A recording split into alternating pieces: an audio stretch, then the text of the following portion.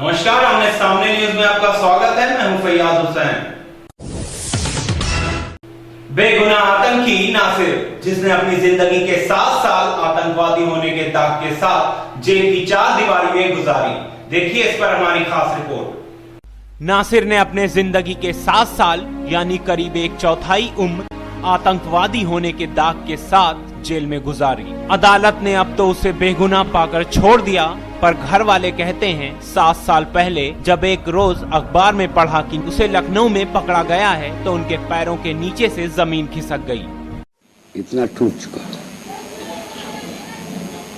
मुझमें कुछ सब कुछ जैसे मेरे हरे भरे चमन को आग लगी और मैंने अपनी आंखों से उसको लपटे शोले उठते हुए देखे, मेरा ही दिल जान। वहीं पुलिस ने होजी के आतंकवादी होने के इल्जाम में याकूब को पेश किया और बताया नासिर भी उसका साथी है, जो लखनऊ में एक गेस्ट हाउस में RDX के साथ रुका था, जो मंदिर और मस्जिदों में धमाके की योजना बना रहा था। नासिर जेल गया और उस पर मुकदमा चलने लगा।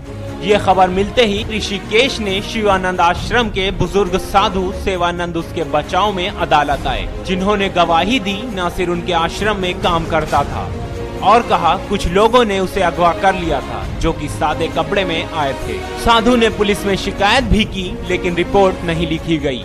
स्वामी सेवानंद जी मेरे लिए आए गवाही देने के लिए, उनका बहुत बड़ा एहसान है और इस मुल्क की सेकुलरिज्म जो है उसको उन्होंने कायम रखा।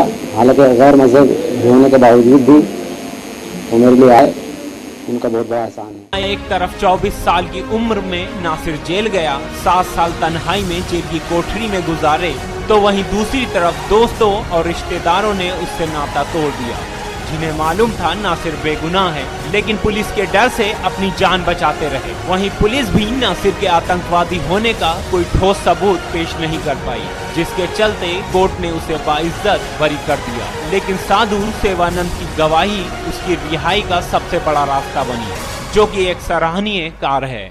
अदालत ने पूछा कि आपको क्या खर्च दिला दिया जाए, तो उन्होंने कहा मैं यहाँ इंसाफ के लिए आया हूँ और इंसाफ की मदद करने के लिए आया हूँ, मुझे कोई खर्च नहीं चाहिए। तो उनका चरित्र जो उन्होंने पेश किया है न्यायालय के सामने, वाकई वो सराहनीय है। ब्यूरो रिपोर्ट, आमने सामने न्यूज। बेखौफ अपराधियों ने समस्तीपुर के सरायनंजन में एक शराब व्यवसाय से जबरन रुपए लूटने के बाद उसकी गोली मारकर हत्या कर दी। वहीं पुलिस प्रशासन द्वारा कोई कठोर कार्रवाई न करने के विरोध में ग्रामीणों ने किया चक्का जाम। देखिए रिपोर्ट।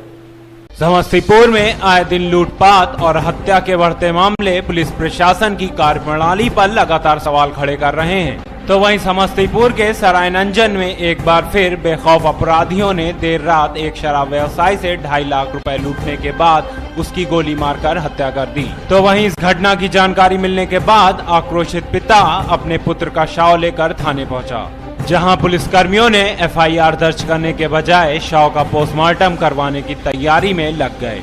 मेरा दुकान है चकलाल से चौक पर मेरा शराब की दुकान है, समझे ना। वहीं पर बचवा डेली आते जाता था।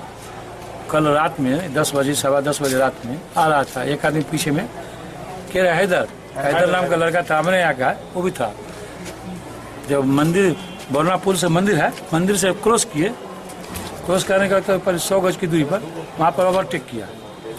ओवरटेक के कहा कि गाड़ी रोको, तो सोलो कर लिया। उसको नहीं रोकना चाहिए, जब जान रहा है कि ओवरटेक कर रहा है, नहीं रोकना चाहिए गाड़ी, तो गाड़ी रोक दिया। रोकने के बाद कहा कि चला पैसा डिग्गी से खोल के निकाल दिया और डाल दिया। कितना पैसा था? 1.5 लाख रुपये। पुलिस का ऐसा रवैया देखकर गुस्साए ग्रामीणों ने पहले तो शव को अपने कब्जे में ले लिया और अगली ही सुबह उन्होंने पुलिस प्रशासन के खिलाफ मुसरी धरारी पथ के NH 103 को जाम कर दिया। गुस्साए ग्रामीणों ने अपनी मांग रखते हुए कहा कि जल्द से जल्द अपराधियों को पकड़ा जाए और साथ ही साथ थाना प्रभारी को निलंबित किया जाए, तभी वे चक्का जाम खोलेंगे। तो वहीं दूसरी ओर सरायनंजन के थाना प्रभारी ने बताया, चकलाल से में ये दारू का दुकान है इनका, वहीं से अपने दुकान पर से ही घर आ रहे थे। इस रास्ते में बरना पुल से करीब 100 किलोमीटर माने करीब 100 मीटर आगे बढ़ने पर पीछे से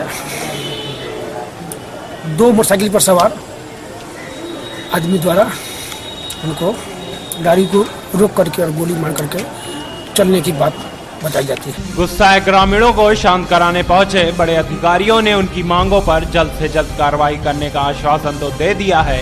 अब यह देखना है इस पूरे मामले पर पुलिस कोई कार्रवाई करती है या नहीं, या हमेशा की तरह एक बार फिर पुलिस की कार्यप्रणाली पर सवाल उठेंगे। ब्यूरो रिपोर्ट, आमने सामने न्यूज, समस्तीपुर।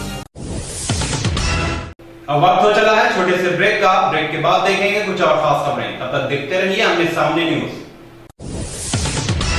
जिला सीतापुर के पूर्व माध्यमिक विद्यालय के प्रधानाध्यापक जवाहरलाल प्रजापति खैरी पट्टी विकास क्षेत्र बेहरा, जिन्होंने 25 वर्ष से निरंतर समय से उपस्थित होकर बच्चों को अच्छी शिक्षा ग्रहण कराई और अपने कार्यकाल में अच्छा कार्य करते हुए कई बार स्कूल प्रभारी पद पर भी रह चुके हैं। ब्रेक के बाद आपका स्वागत है। विमानों में दलाली के चलते सेना के जवानों को इसका खामियाजा भुगतना पड़ रहा है। वहीं दूसरी ओर रक्षा मंत्री अपनी छवि साफ सुथरी बनाए हुए हैं। देखिए रिपोर्ट। ये ब्रिटेन में बना एडवांस जेट ट्रेनर हॉक है, जिसमें रोल्स रॉयस का इंजन लगा हुआ है। ये विमान वायुसेना के पायलटों के ट्रेनिंग के काम आता है। आरोप है इसके इंजन के सौदे में दलाली की गई है। सौदा 5,000 करोड़ का था और रिश्वत की रकम 10 से 11% बताई जा रही है। रक्षा मंत्री ए.के. एंटोनी ने पिछले 8 सालों में 100 से ज्यादा मामले सीबीआई को सौंपे हैं। साथ ही साथ 12 विदेशी रक्षा कंपनियों को ब्लैकलिस्ट भी कर दिया है, लेकिन रक्षा सौदे में दलाली का मामला थम नहीं रहा। हिस्ट्री है और उनको एडवाइस देने वाली ब्यूरोक्रेसी है। पर आप ये बताइए कि कोई भी मिनिस्टर या कोई भी मिनिस्ट्री का ऑफिशियल या ब्यूरोक्रेट आज तक पनिश किया गया है? जानकार मानते हैं रक्षा सौदे में दलाली तभी रुक सकती है जब खरीद की प्रक्रिया बेहतर और सही ढंग से हो। एयरक्राफ्ट इंजन बनाती हैं 5 गिना के, अगर उसमें से 3 ब्लैकलिस्ट हो जाती तो आप किसके साथ बिजनेस करेंगे? क्योंकि आप कुछ नहीं बनाते, ए.के. एंटोनी कुछ नहीं बनाते, उनकी डिफेंस पब्लिक सेक्टर कुछ नहीं बनाती। वैसे हाल के दिनों में एंटोनी के फैसले का असर भारत की रक्षक तैयारियों पर पड़ा है और ब्रिटेन की कंपनी पर प्रतिबंध लगाने का असर जैगवार सी हैरियर जैसे कई लड़ाकू विमानों पर पड़ सकता है, क्योंकि इन विमानों पर इसके इंजन लगे होते हैं। रक्षा सौदे में दलाली का असर न तो पहला है और न ही आखिरी। वहीं कंपनी को ब्लैकलिस्ट करने और जांच बैठाने से रक्षा मंत्री तो अपनी छवि साफ सुथरी बना सकते हैं, लेकिन विमानों में दलाली का खामियाजा तो सेना को ही भुगतना पड़ रहा है। ब्यूरो रिपोर्ट, आमने सामने न्यूज। 2014 के लोकसभा चुनाव में कांग्रेस पार्टी की अब तक की सबसे बड़ी हार के बाद कांग्रेस अध्यक्ष सोनिया गांधी ने हार का जिम्मा अपने सर लिया। साथ ही साथ एक मीटिंग का गठन किया, जिसमें पार्टी के कई महासचिव दे सकते हैं इस्तीफा। 125 साल पुरानी कांग्रेस पार्टी, जिसने पिछले 2 बार से सत्ता पर अपनी मजबूत पकड़ बना रखी थी, पर साल 2014 के लोकसभा चुनाव में कांग्रेस को अब तक की सबसे बड़ी हार का सामना करना पड़ा है। इस हार ने कांग्रेस को जड़ से हिला दिया। हार का पूरा दारोमदार सोनिया गांधी और राहुल गांधी ने अपने ऊपर लिया। लोकसभा के नतीजे हमारे सामने हैं। कांग्रेस ने अपनी उपलब्धियों, नीतियों और सिद्धांतों के आधार पर इस चुनाव में अपने विरोधियों का सामना किया, फिर भी वह समर्थन हमें नहीं मिला जिसकी हम आशा कर रहे थे। हम ये मानते हैं कि लोकतंत्र में हार जीत होती रहती है। पार्टी की अध्यक्ष हूँ, इसीलिए हार की जिम्मेदारी मैं स्वीकार करती हूँ। कांग्रेस अध्यक्ष सोनिया गांधी ने हार की समीक्षा करने के लिए मीटिंग बुलाई है। सूत्रों के अनुसार इस मीटिंग में कांग्रेस से कई महासचिव दे सकते हैं अपने पद से इस्तीफा। साथ ही साथ आपको बता दें, हार की जिम्मेदारी खुद पर लेने के बाद भी सोनिया गांधी और राहुल गांधी इस्तीफा नहीं लेंगे। ब्यूरो रिपोर्ट, आमने सामने न्यूज। इस बुलेटिन में फिलहाल सिर्फ इतना ही। कल फिर मिलेंगे कुछ और ताजा तरीन खबरों के साथ। तब तक की मुझे यानी फैयाज हुसैन को दीजिए इजाजत। नमस्कार।